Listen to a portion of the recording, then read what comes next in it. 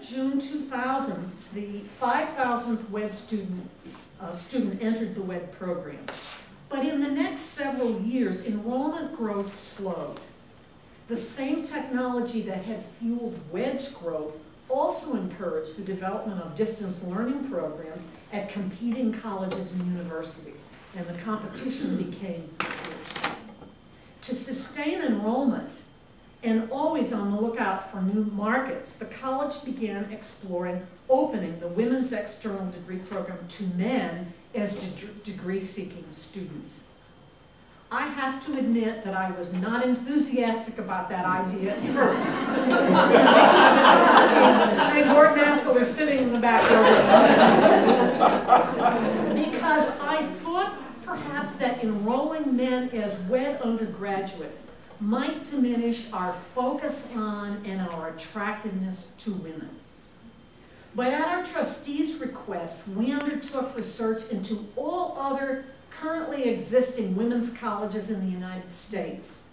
And the results clearly showed that we could maintain our historical commitment to women while offering our adult distance program to men.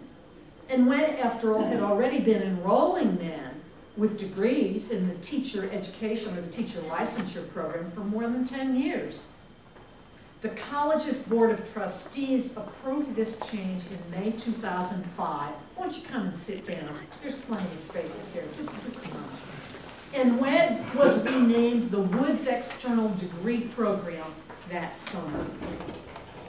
From reading application essays the summer of 2005, the wisdom of the board's decision became evident to me. Men wanted to enroll in WED at the Woods, and guess what? For the very same reasons that women did. They too were juggling family, work, and other responsibilities, but they still needed or wanted to pursue higher education.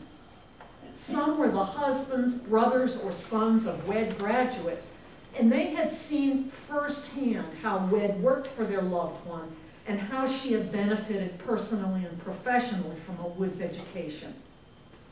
The first male undergraduate enrolled in September of that year, 2005, and the first male WED student graduated as an undergraduate degree recipient this past May. And guess what? The ceiling in the auditorium over there did not collapse. It did not. I know my allotted time is ending, but I feel compelled to make two final comments. The strength of the WED program, do come in. Come, there's plenty of places here. The strength of the WED program, and indeed of the college as a whole, has been its creative and dedicated faculty and staff who wholeheartedly support the mission of St. Mary of the Woods College. I think Gwen is going to speak about something about faculty in her remarks, but let me say something about the work of staff over these years. Many college staff have served and serve WED students, whether they work in career development, the library, admission, financial aid, the business office, the bookstore, IT, the registrar. I hope I haven't forgotten some group, or I'll pay for it later. All have contributed to the success of WED students and the longevity of the WED program. And I think WED students and graduates will tell you that staff in the WED office were and are always there for them. People like Sister Marie Fox and Bob Martin, who could not be here with us today. Sister Marie Denise Sullivan, Jim Wynn, Mary Margaret Bowles, who have gone to God. On behalf of all that have worked in WED, and I was going to say, but I see they're creeping up towards the door, so I'm going to ask you, please step on in here. You aqua-shirted folks here. Will you WED staff, past and present, please stand so your work can be acknowledged.